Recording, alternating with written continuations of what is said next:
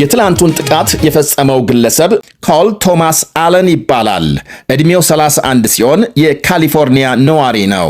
የኮምፒውተር ሳይንስ ባለሙያ መሆኑ ሲነገር የራት ግብዣ በተካሄደበት ሂልተን ሆቴል በእንግድነት ማረፉን የተመለከተው ትራምፕና ባለስልጣናትን የመግደል እቅድ እንደነበረው ኋላ ላይ የወጣ መረጃም አሳይቷል።